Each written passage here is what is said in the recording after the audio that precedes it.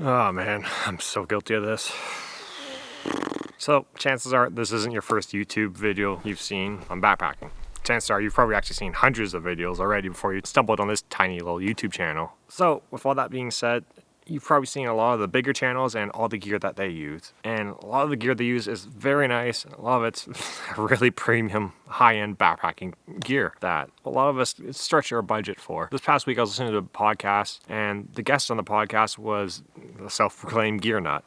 Now, he admitted that the gear that he had was really nice. It was good quality mid-tier gear, but hearing all these people online talking about all the top-of-the-line gear that they have made him feel like his gear was inadequate. So he felt obligated to spend thousands of dollars more to upgrade his gear for very marginal gains when the gear he had already was good enough. And I get that a lot too. I recently just bought a new sleeping bag, and I probably spent a little bit too much money on it in retrospect. But anyways, I got 5 years of gear that everyone seems to use in the YouTube space that I feel like you don't really need, and some of it could be a little bit detrimental actually. Let's talk about it first. Okay, up first we have ultra high power fill down for your sleeping bag or sleeping quilt. So let's talk about 950 fill power down. First thing first, that stuff's really expensive, and what do you gain out of using ultra high fill power down? Your sleeping quilt is probably a lot more compressible and it's going to be lighter, but it comes out some cons. Ultra high power fill down isn't going to hold up as well long term, and when you start climbing up in that north of 900 fill power down range, it doesn't deal with moisture as well. There's a good reason why when you look at those 8,000 meter plus mountaineering suits that people use to go up to Mount Everest, those suits are all made of 650 and 700 fill power down. You'd think they're doing that just to save money, but they're actually doing it because it's better at dealing with moisture. So you think of like the most extreme examples when people need to use down to insulate their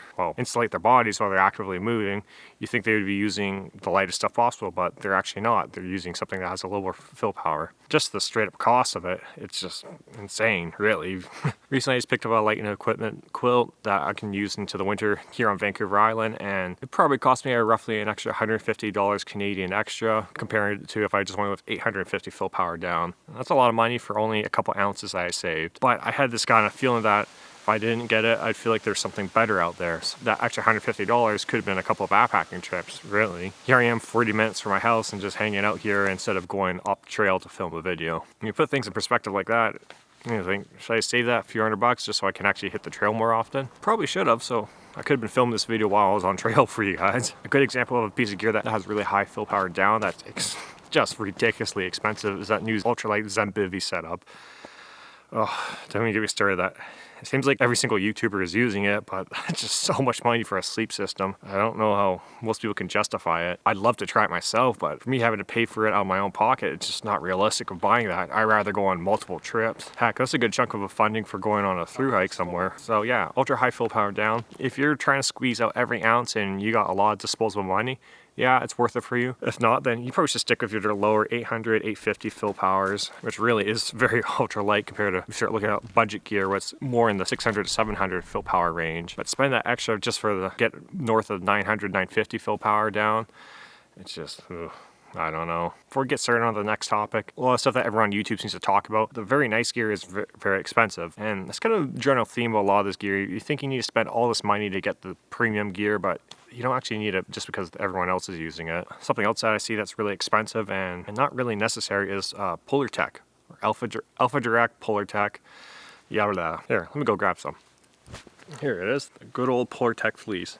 So this particular one's from MacPack. Probably haven't heard of MacPack because it's a New Zealand, Australian company, and only YouTubers I hear actually talking about it are the ones from overseas over there. This particular one is probably the cheapest one I've found online, and it was $107 New Zealand, which is US dollars, that's around 60 bucks, which is pretty cheap and actually really affordable, but you're basically going to double that in shipping trying to bring over there. Now, if you want to buy something made of Polartec fleece, it's roughly $150, $120. So that's a lot of money for something that people usually just use a $20 fleece for. So yes, it's lighter. Yes, it's very breathable, but do you actually need to pick up something like this? The simple answer to that is just no. You don't need a Polartec fleece to get on trail.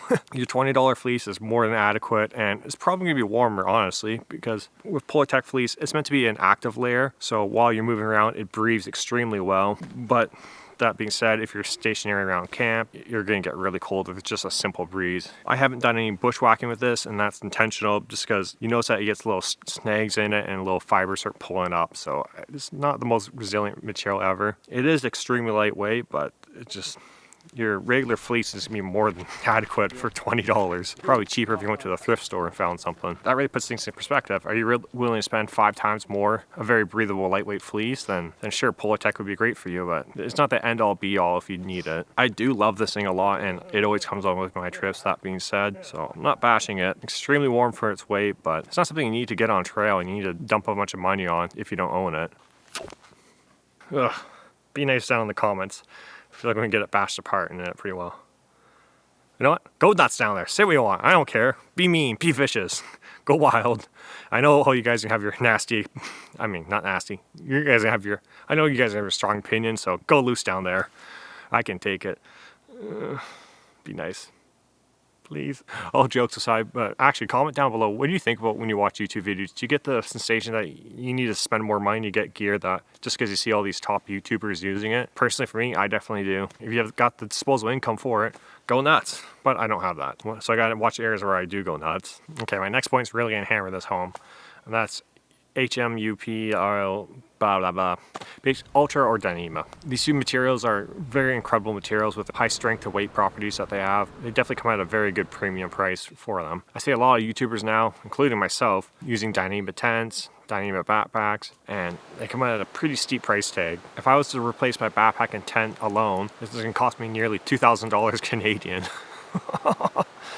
Now, spaced over a few years, that's not too bad. There's a lot of great alternatives out there today where you don't need to dump all that cash into it. Now, let's talk about Dyneema tents for a minute. So Dyneema tents are usually made out of some of the lightest materials you can get out there. Your 1/2 ounce, 3/4 ounce, and 1 ounce materials. They're extremely lightweight, but they aren't the most resilient materials ever. My X-Mid Pro 2 Plus is having some durability issues as I've been using it over the past year, and it's kind of left me a little lackluster taste in my mouth just because of its durability. I had the Lanshan Pro 2 for multiple years, and that tent actually held up great for me, other than the time when I stuck an ice axe through it.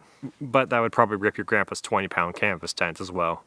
Yeah, so just because you own a tent that's made out of sil poly or sil nylon, you really don't need to stress about getting Ultra or Dyneema for your tent. Weight penalty, just because you have an Ultra Dyneema tent, it's probably not worth doubling the price of the gear that you already own. A reason that a lot of people want to get an Ultra Dyneema backpack is because they think the material is waterproof. Well, the material itself is waterproof, but if the seams on the backpack you're purchasing aren't completely sealed off, then water is going to seep into it. If you really want a waterproof backpack, you should be looking at some sort of dry bag instead. So at the end of the day, you still need your pack liner. But that's not really a good reason just for purchasing an Ultra or Dyneema backpack. Now, here's an exact piece of gear that I see a lot of people using that if you feel like you don't have it, you're kind of missing out on something. And now that's the Thermarest X-Lite. X-Lite is a very light, very warm pad for its weight, but it's not very comfortable.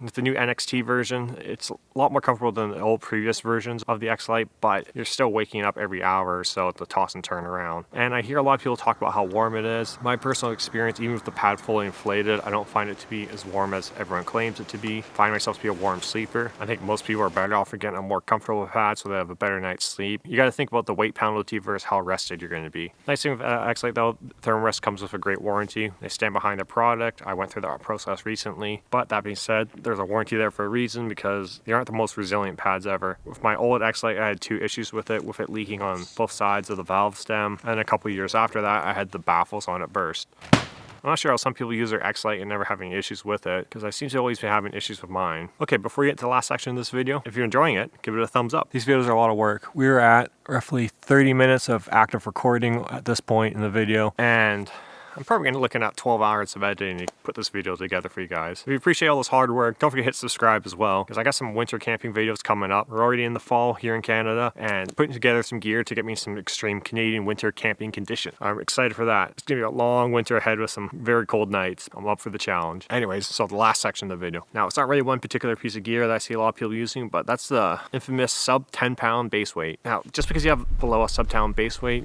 does not mean you need to go dump a bunch of money just so you can achieve that. Personally, for me, I don't know if I've ever hit the trail with a sub-pound base weight, just because camera gear alone sandbags me a ton and it's a big anchor for me. You can hit that 10-pound base weight nowadays and actually be fairly comfortable, but for it to be comfortable and lightweight, you're gonna have to spend a lot of money. Now that's the real challenge. Someone find a gear setup that's under 10 pounds and that's like actually comfortable, you know? Obviously you can buy your way into the base weight that low, but if you're trying to shave some weight, just take some gear out. Well, I find that happens to a lot of people with backpacking. They're gonna have something similar to the Dunning-Kruger effect. Now, you haven't heard of it, the Dunning-Kruger effect. there's this chart that shows where you're at for your experience and your confidence. We're gonna replace confidence with weight. At the peak of Mount Stupid, that's your extreme ultralight. Happens that a lot of people just shave their weight and go way too ultralight when they, after people's first few backpacking trips, realizing that an 80-pound base weight really sucks. I definitely didn't have an 80-pound base weight when I first started. And then they go on the extreme other end of it where they're going way too light with everything. And then what you find is things will kind of balance out. You start gaining more weight. You realize you'll start actually adding weight into your backpacking system to make things more comfortable and you enjoy yourself more on trail. And for me personally, I'm looking at doing more longer, more adventurous trips rather than as I get more experience. So I'm actually having to acquire more heavier gear that can allow me to self-sustain myself as I'm out on the trail for longer and for doing hikes where there actually isn't even any trail. And you need some more heavier gear if you want to bring other activities with you when you're in the backcountry. Camera gear, pack rafts, fishing gear. If it's outdoors related, you probably can mix backpacking with it. Just reiterate what I said at the start of the video. Just because you don't have the top of the line gear and you see all these other YouTubers using it, doesn't mean you need to go out and buy it. Change out your backpacking system and totally revamp everything. Pretty much all of us on this video are gear nuts, so just remember everyone else watching this video is feeling the same way too. If you enjoyed this video, I got this video over here of 10 backpacking hacks. A lot of people said that they found some unique things that they haven't thought about before over in that video, so go check it out. I'll see you over there.